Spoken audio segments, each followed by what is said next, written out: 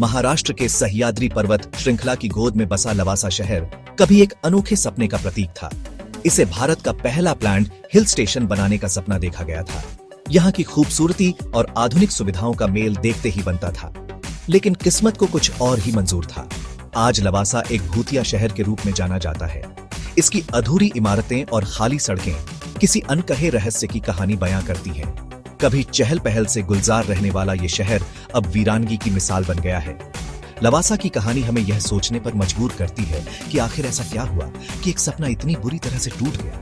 क्या वाकई में लवासा एक अच्छा विचार था, या फिर यह सिर्फ कुछ लोगों के लालच का नतीजा था? लवासा शहर की नींव 1990 के दशक में रखी गई थी। इसके पीछे था अजीज प्रेमजी के नेतृत्व वाला समूह Hindustan construction company HCC।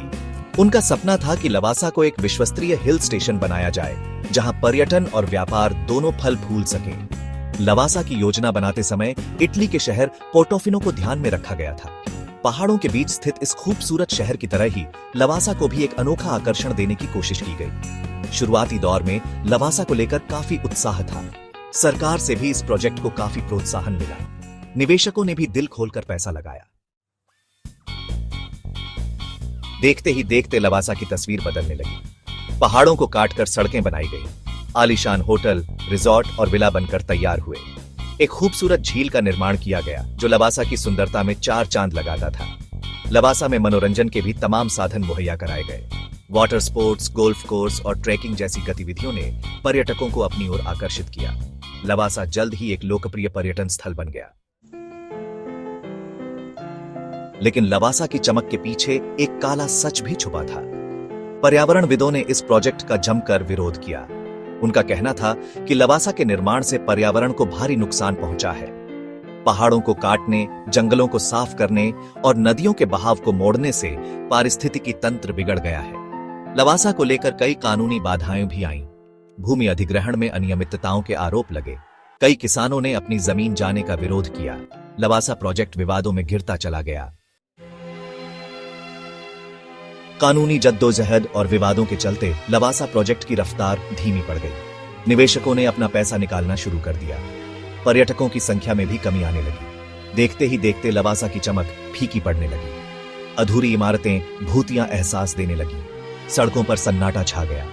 Lavasa उस वीरान भविष्य की ओर बढ़ने लगा जिसकी कल्पना कभी किसी ने नहीं की थी।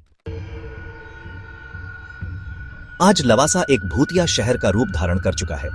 यहाँ की खाली सड़कें, अधूरी इमारतें और वीरान गलियां किसी डरावनी फिल्म के सीन की याद दिलाती है।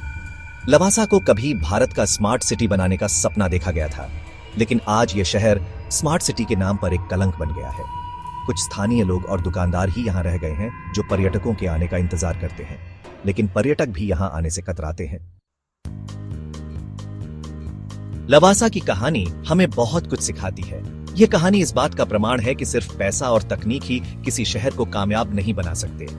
किसी भी शहर की आत्मा होती है, जो उसके लोगों, उसकी संस्कृति और उसके पर्यावरण से जुड़ी होती है।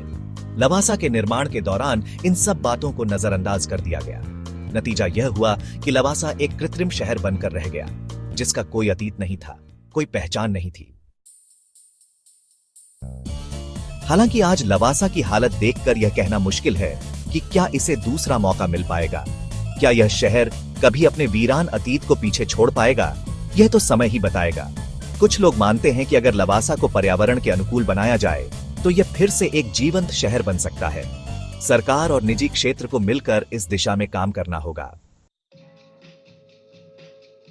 लवासा की कहानी एक अधूरी कहानी है।